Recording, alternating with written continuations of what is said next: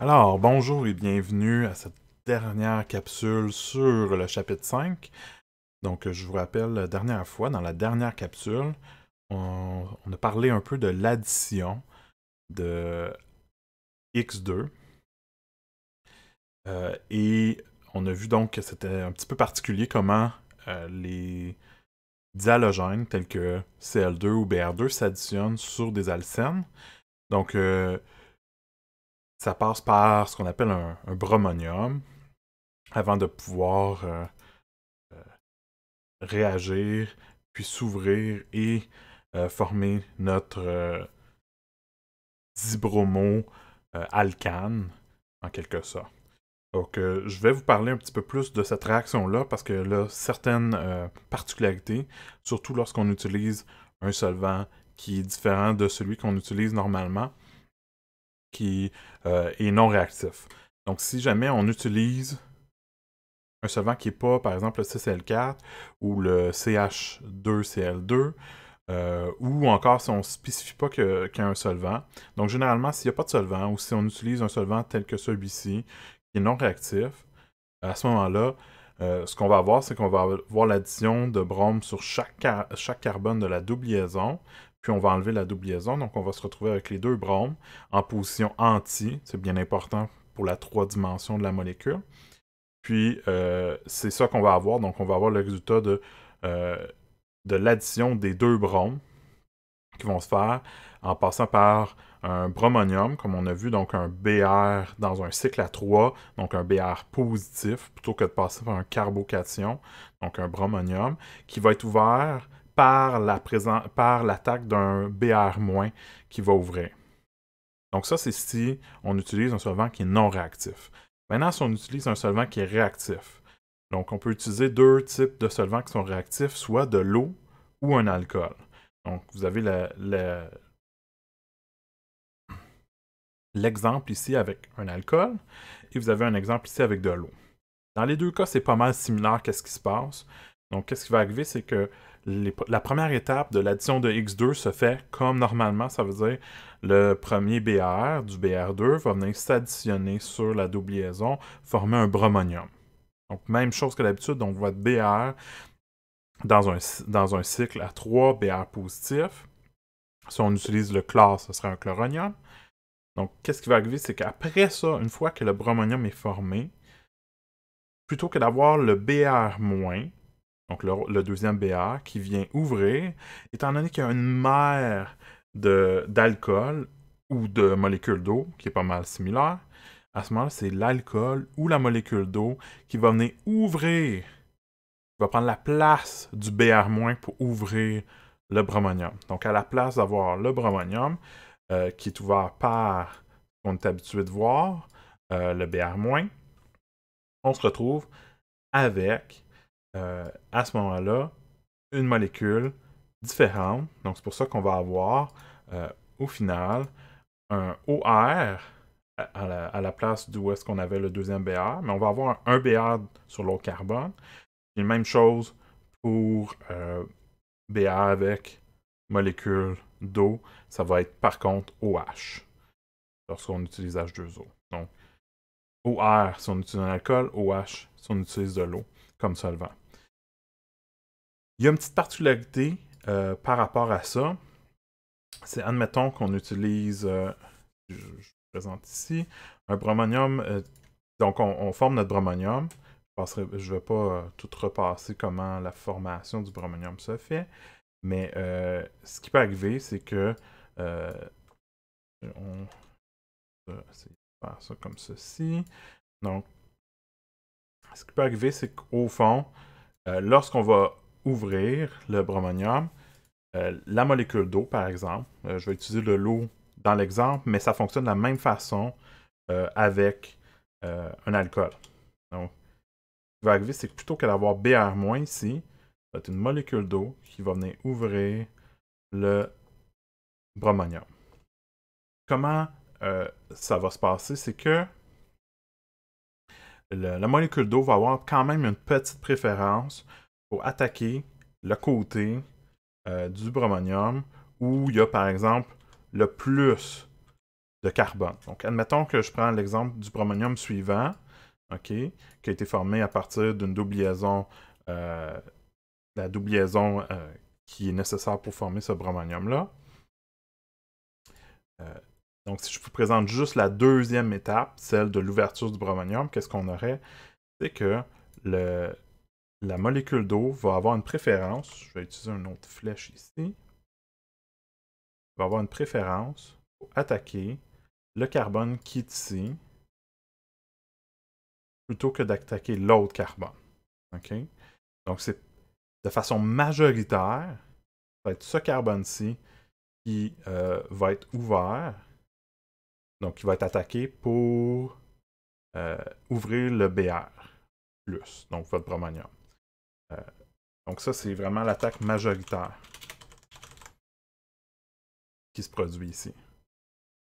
OK? Pourquoi? C'est qu'en fait, même si on ne passe pas par un carbocation, lorsqu'on vient pour ouvrir, briser le lien entre le brome positif et le carbone qui est de ce côté-ci, du côté droit, ben, on va devoir briser le lien, ce qui veut dire que la charge plus va lentement être transférée vers ce carbone-là, ce qui fait en sorte que temporairement, ça va être un peu un carbocation. Pas totalement, mais il va avoir une charge partielle positive. Et comme on a vu, ben la façon d'avoir une charge partielle positive qui est la plus stable possible, c'est d'avoir un carbocation qui est tertiaire. Donc, par exemple, ici, plus il y a le CH3, mieux c'est pour l'attaque. Donc, la molécule d'eau ou d'alcool préfère attaquer sur le carbone le plus substitué en chaîne de carbone. Ça, c'est dû au fait que ça va être plus stable lorsqu'il se fait comme ça.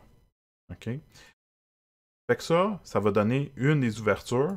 Évidemment, ce qui va se passer, c'est que lorsqu'on a le produit résultant de ça, évidemment, ça va être de ce côté-ci. Vous allez avoir votre brome qui va être ici en haut. Et vous allez avoir la molécule d'eau qui va être en bas, ici. Sauf que cette molécule d'eau, là, va être encore chargée positivement, ici. C'est pas encore la dernière étape. Hein, il va falloir avoir une étape qui va suivre, qui est une étape qu'on a vue précédemment, qui est l'étape de déprotonation. Donc, l'étape de déprotonation, qu'est-ce qui va arriver? Bien, on va aller venir chercher un des H avec une autre molécule d'eau. Donc, ça va être suivi d'une étape de déprotonation avant d'arriver à notre résultat final. Okay? Si jamais vous vous retrouvez avec un carbone qui est asymétrique, qui est chiral, comment vous faites obtenir les deux énantiomères? Parce que précédemment, lorsque c'était BR, on attaquait ce carbone-là ou l'autre carbone, puis c'était équivalent. Dans le cas où c'est deux BR, il n'y a pas de problème. On peut faire ça. C'est une façon rapide de pouvoir former les deux énantiomères. Mais en réalité, on triche un peu. Parce qu'en fait, on ne devrait pas ouvrir le même bromonium. On devrait avoir un deuxième bromonium que je vais vous dessiner ici en bas.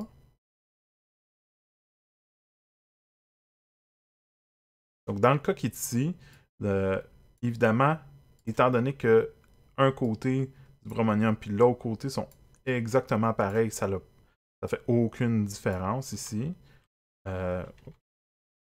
Ici, comme ça. Donc, dans le cas qui est ici, évidemment, le côté droit et le côté gauche, vous avez deux fois le même groupement, donc ça ne fait rien ici de particulier. Mais qu'est-ce que vous pouvez remarquer, c'est qu'en réalité, on a deux bromoniums. Un où le brome est vers le haut, puis l'autre où le brome est vers le bas. On peut représenter soit comme ceci de côté, ou vous pourriez représenter de façon linéaire, par exemple. Admettons qu'on aurait le même ici. Je pourrais faire mon cycle à 3 ici comme ça, avec le brome, comme ceci. Et là, je pourrais le mettre soit vers le haut, ou encore l'avoir vers le bas. Ça serait les deux formes qui devraient être ouvertes de la même façon. Là, ici, j'ai mis un carbone de trop, mais pour représenter exactement le même.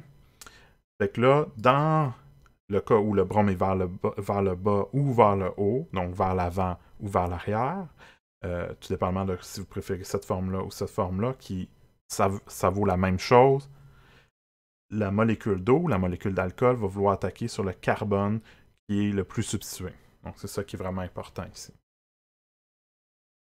Donc, ça, c'est la petite particularité. Évidemment, si vous préférez ne pas avoir un OR ou un OH qui rentre, vous allez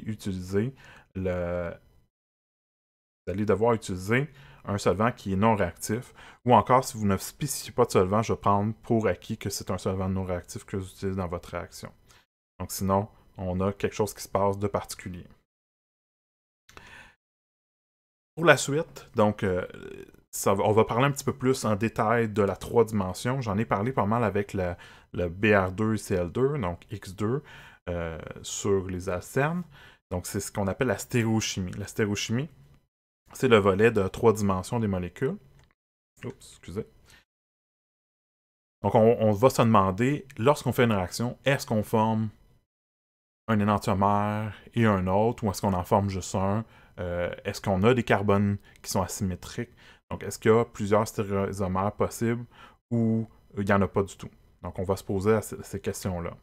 Donc, dans le cas des additions électrophiles sur des alcènes, ce qui va arriver, c'est que généralement, au départ, les réactifs, vu qu'il y a une double liaison, autour de la double liaison, il n'y a pas de centre asymétrique. Il n'y a pas de carbone chiral sur la double. Il peut en avoir ailleurs dans la molécule, c'est un petit peu plus rare, mais ça peut arriver. Mais généralement, autour de la double, les carbones de la double ne peuvent pas être asymétriques parce qu'ils sont sp2. Par contre, lorsqu'on forme les produits, eux peuvent avoir un centre asymétrique et donc vont générer généralement un mélange racémique. Je vais vous montrer pourquoi on a spécifiquement un mélange racémique. Donc, je rappelle, un mélange racémique, c'est formé de quantités égales des deux énantiomères, donc autant du composé R que du composé S. Donc, ou si on a plusieurs centres chirales, RRSS ou RSSR ensemble. Donc, pourquoi ça arrive? Donc, si on regarde une réaction qu'on a vue, soit l'addition de HX, donc là, je vais vous parler de cette réaction-là qu'on a vue au début du chapitre 5, mais maintenant, avec l'aspect de 3 dimensions en tête. Donc, si on fait la réaction, on se rappelle qu'on peut on peut additionner donc notre H, on va attaquer le H qui est électrophile, libérer le Br-, puis on va additionner le H sur le carbone qui est au bout ici à gauche par la règle de Markovnikov, parce que c'est ce carbone-là qui va nous permettre de produire le carbocation le plus stable qui va être secondaire. Là, ici, je l'ai dessiné d'une façon un petit peu bizarre, là, le carbocation. C'est pas généralement de cette manière-là qu'on dessine. Généralement, ce que je m'attendrais de vous, puis ce que vous devriez utiliser comme méthode pour dessiner votre carbocation, c'est vraiment la méthode stylisée habituelle, où on aurait la molécule de façon suivante. Donc, je vais juste montrer. Normalement, vous devriez avoir le carbocation suivant. OK? Donc, pas besoin de passer à plat. Si je voulais vous le montrer à plat, mais vous faites toujours le faire de cette manière-ci, ça va être acceptable, il n'y a aucun problème. Moi, je l'ai mis à plat pour vous montrer, au fond, que dans cette représentation-là, on voit très bien que le carbocation, il est plat, c'est sp2. Donc, c'est sp2, ça veut dire que je peux attaquer d'en haut ou en bas, ou si vous préférez, dans la façon où on l'a à plat, ça peut être attaqué d'en avant ou d'en arrière. Donc ici, le Br-, qui va venir attaquer le carbocation dans la deuxième étape, peut attaquer de deux façons, soit par le haut ou par le bas. Évidemment, ici, il faudra avoir dans les deux cas nos doublets libres, comme ceci. Donc, un doublet libre pour partir notre flèche toujours. Donc, soit j'ai le produit en rouge, le produit en bleu. C'est quoi la relation entre les deux? C'est pas mal le même produit, sauf que ce sont des énantiomères, donc des isomères optiques. Et il n'y a pas de face qui va être plus préférée. En haut ou en bas, c'est équivalent. Donc, ça va être 50-50. Donc, on va avoir un mélange racémique des deux produits suivants. Okay?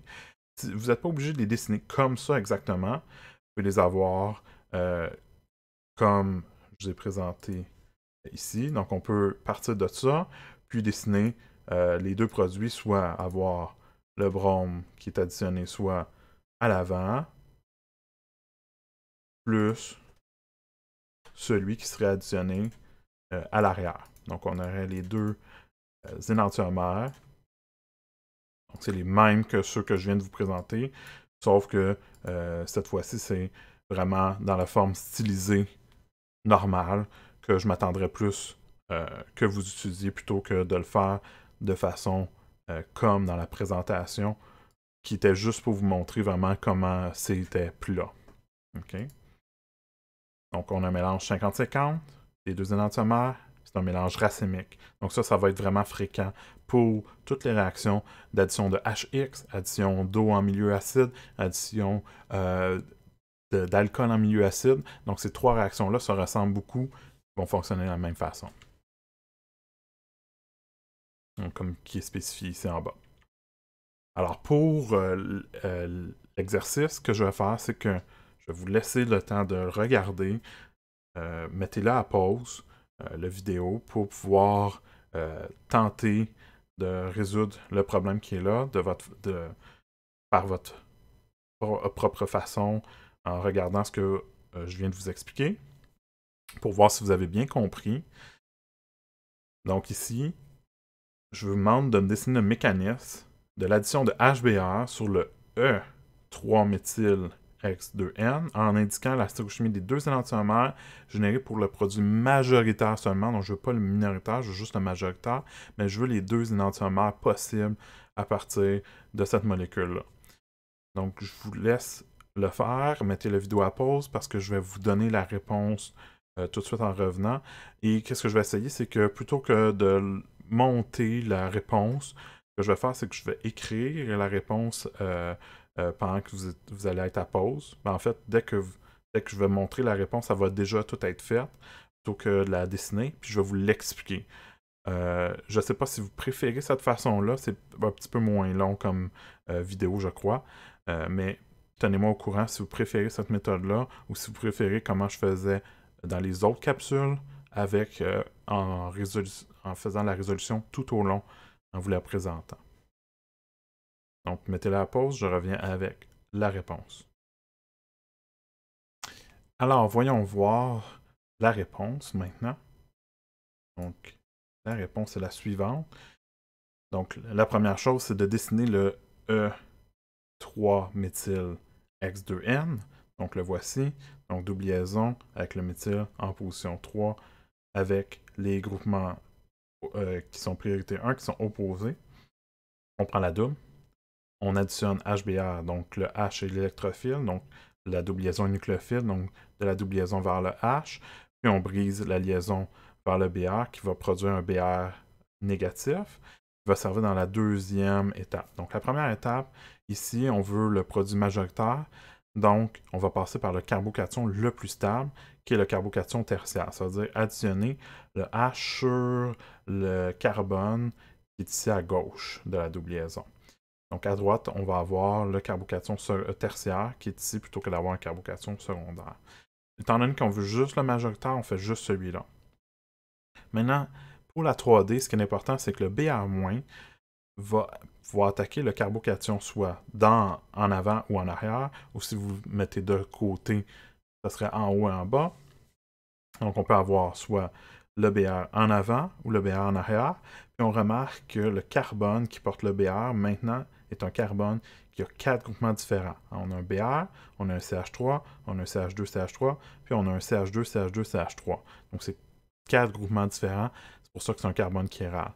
Mais on les a dans les proportions de 50, 50. Donc ça, c'est les proportions entre les deux, ce qui fait en sorte que c'est un mélange racémique des deux énantiomères. Donc ça montre comment la 3 dimensions va venir être importante, surtout lorsqu'on va créer. C'est là qu'il est important de mettre la 3D, c'est lorsqu'on crée des carbones qui sont asymétriques dans les produits à la fin. Alors, après ça, l'autre réaction qu'on a vue, ici vous avez les ateliers que je vous recommande vraiment à faire pour cette semaine. Tout au long de la semaine. Si jamais vous avez des questions, n'hésitez pas à venir me voir, à me poser des questions. Évidemment, vous ne pouvez pas, puisque le seul contact que vous avez avec moi, c'est pas mal en ligne. Donc, vous pouvez poser des questions par Colnet, n'hésitez pas, par courriel, ou sinon par vidéoconférence, si c'est possible. On a le logiciel Team qui existe, justement, qui peut vous dépanner si vous voulez me poser plusieurs questions là-dessus. Mais je vous demanderais d'avancer dans les ateliers pour ne pas prendre trop de retard parce qu'on a plusieurs autres chapitres à voir par la suite. L'autre mécanisme qu'on a vu, c'est l'addition de X2, donc BR2 ou CL2, que j'ai parlé un petit peu plus tôt, puis j'ai parlé à la fin de la dernière capsule, la capsule numéro 2, sur le chapitre 5. Je vais repasser très très rapidement. L'important, c'est que c'est un mécanisme qu'on appelle anti. Ça veut dire quoi? Ça veut dire que les deux bromes, à la fin, vont être de façon opposée. OK? Ils vont être positionnés de façon opposée. Ça veut dire que lorsqu'on a la formation du bromonium, le BR qui est ici peut être soit bromonium vers le haut, bromonium vers le bas. C'est pas mal équivalent, donc ça va être un mélange 50-50. Dans le cas où c'est un BR- ici, c'est pas de l'eau, c'est pas un alcool. C'est vraiment, on est dans un solvant qui est non réactif. Donc c'est le deuxième BR qui va venir ouvrir. Donc à ce moment-là, qui vient ouvrir le bromonium. À ce moment-là, ça n'a pas d'importance si vous utilisez la forme vers le haut, vers le bas ou le mélange des deux. Ça va vous donner quand même les deux énantiomères. Donc ça veut dire que lorsqu'on vient ouvrir soit de ce côté-ci ou de ce côté-là, dans le cas qui est ici, on a soit cet énantiomère-là ou celui-ci. Donc ce sont les deux énantiomères. Et ce qui est spécifique ici, c'est qu'étant donné que parfois on peut former deux carbones chirales, on peut avoir un mélange par exemple RR ou RS ou SR ou SS. Donc on va avoir les énantiomères, c'est-à-dire on peut avoir RR puis SS ou on peut avoir RS puis SR. On n'a pas de mélange de diacéxomères ici. Mais dans le cas qui est présent, dans l'exemple qui est ici, étant donné qu'on a deux H de ce côté-ci, on n'a pas de carbone chiral, donc carbone asymétrique du côté gauche, on en a juste un du côté droit dans cette molécule-là. Mais c'est possible d'en créer deux. Donc faites attention à ça. Justement, dans l'exemple qui est ici, je vous parle d'un exercice qu'on a vu précédemment, soit l'exercice 3, donc dans l'autre capsule, la capsule partie 2 du chapitre 5. On a vu cet exercice-là où on a fait l'addition de Cl2 sur le E en 2N. Donc, je vais vous rappeler qu'est-ce qu'il y a de particulier par rapport à ça, en vous montrant ce qu'on avait précédemment. Donc, ce qu'on avait, c'était la chose suivante. Juste ramener ici, comme ça. Donc, on avait ça ici. Qu'est-ce qu'on avait de particulier? C'est qu'on avait trouvé que on produisait le SR et le RS. On ne produisait pas de RR ou de SS. Très, très important. Ça, c'est à partir du E. Maintenant, qu'est-ce qui arrive si j'utilise le Z à la place? Si vous voulez, vous pouvez essayer par vous-même. Sinon, je vais vous montrer la réponse. Donc, vous pouvez mettre à pause pour essayer par vous-même, voir c'est quoi votre résultat. Sinon, je vais vous le montrer un petit peu en disant déjà ce qu'on avait déjà fait. Donc ici, si on part du Z à la place du E, ce qui se passe, c'est que plutôt que d'avoir le CH3 et le CH2CH3 de façon opposée ici dans le chloronium, on va les avoir du même côté. Donc je vais positionner, donc vous décidez. Si vous voulez avoir votre CH3 en avant, mais le CH2, CH3 vont être à l'avant. Si vous voulez amener le CH3 à l'arrière, il faut que le CH2, CH3 soit à l'arrière également parce qu'ils sont du même côté de la double au départ. Donc, le choix de la double est super important parce que ça va influencer ce que vous allez avoir à la fin. Soit ici, à la place d'avoir le CH2, CH3 à l'arrière, on va l'avoir à l'avant. On va avoir le CH2, CH3 ici à l'avant. Donc, ça, c'est si on ouvre de ce côté-ci. Ici, on ouvre du côté, donc, du côté gauche. On ouvre du côté droit maintenant. Et là, ça va changer la lettre. Si on ouvre du côté droit, on va maintenant avoir le CH2, CH3 à l'avant et le H à l'arrière ici, comme ceci. Et ça change également la lettre qu'on va avoir. Par contre, l'autre côté, on n'a pas touché. Donc ça reste S, ça reste R. Mais si ici on regarde, le Cl est notre numéro 1 comme priorité. Notre carbone qui est ici est numéro 2 comme priorité, puisqu'il est lié avec un chlore, un carbone et un hydrogène, contrairement à lui qui est lié juste à un carbone et 2 hydrogènes. Donc lui c'est priorité 2, lui 3 et le 4 à l'arrière. Donc ici ça fait 1, 2, 3, on tourne S. Donc ici on a le SS et l'autre, ça va être le RR.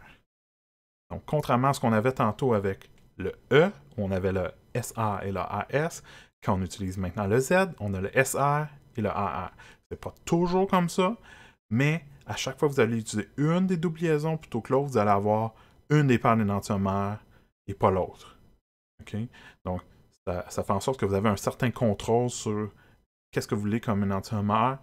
Ça a un impact quelle double liaison vous utilisez au départ. Donc ça, c'est vraiment l'aspect 3 dimensions de cette réaction-là d'addition de Br2 ou de Cl2 sur les doubles liaisons. Maintenant, ce qu'il nous reste à voir dans ce chapitre-là, je reviens ici à la présentation, il nous reste à voir les réactions d'addition sur les alcynes.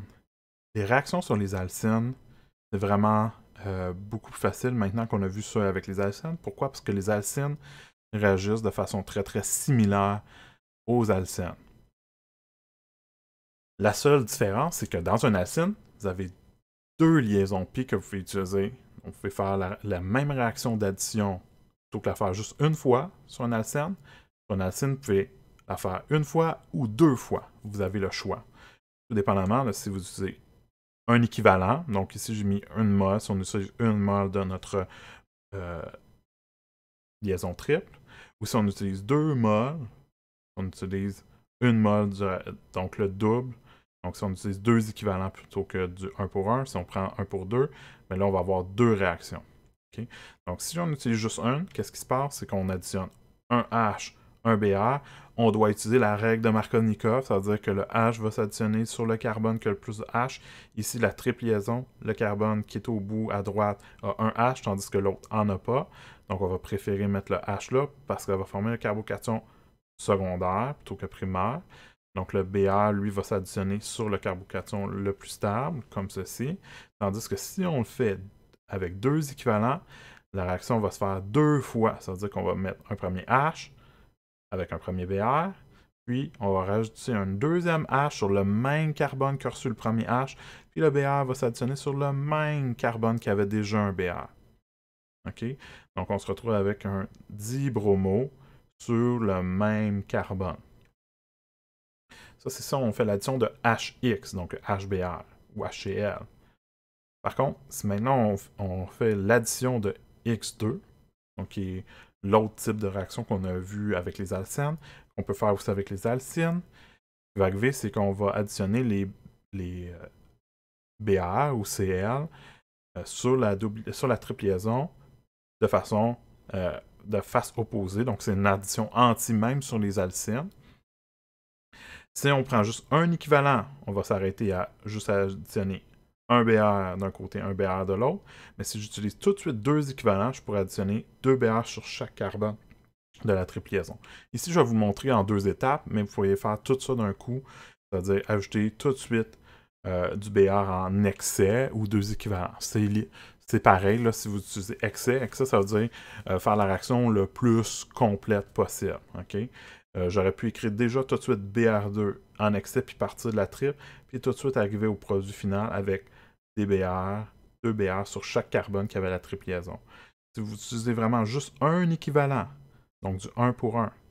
À ce moment-là, il va y avoir juste un Br qui va s'additionner sur un carbone, puis un Br sur l'autre. Fait qu'on passe d'une liaison triple à une liaison double qui est anti. OK? Donc ça va être une double liaison, par exemple ici, qui est E. Pourquoi? Parce que les Br s'additionnent de façon opposée. Alors, je vais repasser un petit peu le mécanisme. Je vous montre les mécanismes très rapidement sur les alcynes, parce que c'est les mêmes mécanismes que les alcènes. Je vous montre avec la première réaction, soit HBr, sur une liaison triple. Donc, première chose qui arrive, on va prendre la liaison triple, qui est notre nucléophile, attaque l'électrophile qui est le H, libère un Br-. Le carbocation peut être formé de ce côté-ci, si j'additionne le H au bout là, ou encore, si j'additionne le H sur le carbone du centre, ça me donne le carbocation suivant. Donc, on a un carbocation qui est secondaire contre primaire. Donc, on va préférer le carbocation secondaire. Si on continue avec celui-ci, on prend le Br-, s'additionne sur le carbocation. C'est un carbocation avec une double liaison, mais faites-vous-en pas pour l'instant.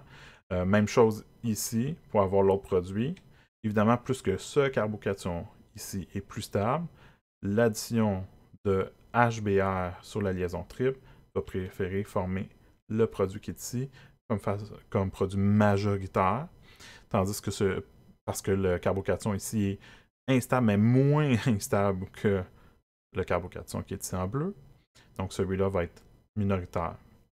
Maintenant, plutôt que d'avoir juste un équivalent d'HBr, j'en ai un deuxième. Qu'est-ce qui arrive? C'est que là, ça ne s'arrête pas ici. Hein, on a une double liaison avec du HBr, on a vu que ça peut fonctionner. Donc, qu'est-ce qui va arriver? C'est qu'on reprend la double liaison avec un deuxième équivalent. Et là, la double liaison va venir chercher le H, libérer un Br, et ça peut se produire dans les deux en additionnant le H, soit sur le carbone de droite ou celui de gauche. Donc, celui de droite est préféré par la règle de Markovnikov parce que ça nous donne un carbocation qui est secondaire. Maintenant, il y a des gens qui pourraient me demander, vu qu'un brome, est-ce que par effet inductif attractif, ça ne pourrait pas déstabiliser le carbocation? Par contre, ce qui arrive, c'est que le brome, lui, il y a des doublets libres ici autour. Donc, j'ai 3 doublets libres. Et qu'est-ce qui peut arriver? C'est qu'étant donné qu'il est juste à côté du carbocation, peut faire, c'est déplacer un doublet libre pour l'amener ici, faire une double liaison avec le carbone qui avait un carbocation par la résonance. Donc, par la résonance, il va stabiliser. Oui, par effet inductif attractif, il déstabilise, mais par effet de résonance, vu qu'il est directement lié au carbocation, ça le stabilise beaucoup plus. Donc ça, c'est beaucoup plus stable parce que c'est stabilisé par résonance, tandis que celui en bleu, le bon n'est pas sur le carbone que le carbocation, donc on ne peut pas faire de la résonance avec lui. Ce qui fait en sorte que ça, c'est beaucoup plus instable. Donc, ce qui va arriver, c'est que le carbocation qui est ici, beaucoup plus facile à obtenir, parce qu'il est beaucoup plus stable que celui en bas. Donc, le brome Br- va attaquer directement sur le carbocation dans les deux cas, mais celui qui est en haut ici, c'est vraiment le produit majoritaire, parce que ça provient de la double liaison qui a été formée de l'alcyne, qui était aussi majoritaire, et le produit par la suite qu'on obtient lorsqu'on fait la deuxième addition du HBr. Donc, les deux Br vont être sur le même carbone. Okay? Donc, je vous ai expliqué ici que le brome stabilise grandement le carbocation en lui prêtant l'un de ses doublets par résonance. Okay? Maintenant, si je regarde la réaction d'addition de X2 sur un alcyne, on a vu celle avec les alcènes, mais sur les alcynes, très très similaire. On va former d'abord notre... là, il manque ici une flèche. Donc, le BR ou CL qu'on attaque, il va attaquer en retour également. Donc, il devrait avoir la troisième flèche comme ceci. Pour former une espèce de bromonium ou chloronium avec une double liaison. Mais faites-vous-en pas, c'est pas mal similaire. Puis après ça, le deuxième X, lui, va venir ouvrir ce chloronium, bromonium bizarre-là, qui va avoir la double liaison présente. Donc, soit que le X attaque de ce côté-ci, ça nous donne celui-là, ou qu'il attaque de ce côté-là, ça nous donne celui-ci. Vous pourrez remarquer que tout dépendamment si les A sont pareils ou pas pareils, on a pas mal le même produit dans ce cas-ci. Hein. On a le E dans les deux cas. Donc, on a pas mal toujours le même produit, même si les A sont différents en fait. Donc, peu importe que vous attaquez en bleu ou en rouge, ça vous donne le même produit. Et par la suite, on continue. Mais admettons que là, on avait juste un équivalent, on s'arrêterait ici. Mais si on est parti avec déjà un excès ou deux équivalents, on va continuer avec la double liaison. On va avoir un deuxième BR2 ou CL2 qui va pouvoir être attaqué. Même chose que précédemment, il me manque encore une flèche ici dans mon exemple. Donc, je vous demanderai de la rajouter dans vos notes. Ceci. Et là, on va obtenir un bromonium ou un chloronium, comme on les a vus. Même s'il y a d'autres halogènes déjà présents, c'est pas bien grave. Et là, on va ouvrir soit d'un côté ou de l'autre. Mais encore une fois, vu qu'on ajoute deux fois des chlores sur chaque carbone, ou deux fois des bromes sur chaque carbone, peu importe c'est quoi qu'on ajoute ici, donc 2X sur chaque carbone, on n'obtiendra jamais des carbones asymétriques dans le cas qui est là. Donc, ici, le produit qui est en bleu et le produit qui est en rouge, c'est exactement le même produit. Donc, ça n'a pas d'importance comment on vient ouvrir. Alors ça termine donc, le chapitre 5. Donc, ce que je vous recommande, c'est de faire le plus d'exercices possible. Parce qu'avec les mécanismes, avec les réactions, tant que vous n'essayez pas par vous-même de résoudre, même si moi je vous les montre comment les mécanismes fonctionnent, si vous ne tentez pas d'en faire le plus possible, ça ne vous montre pas c'est où vos difficultés. Puis je veux vraiment que vous essayiez de voir le plus possible avec moi c'est quoi qui se passe, c'est quoi mes difficultés, comment je vois les molécules, est-ce que c'est la 3D, est-ce que c'est juste déjà le mécanisme, est-ce que je suis pas capable de comprendre les réactions, les différentes règles, telles que la règle de Markovnikov. Donc, faites-en le plus possible, soit dans le manuel, dans le cahier bleu. Je vais avoir aussi un devoir pour vous là-dessus. Donc, faites-en le plus possible d'ici la prochaine semaine. Alors, là-dessus, je vous laisse. On se revoit dans la prochaine capsule pour le prochain chapitre.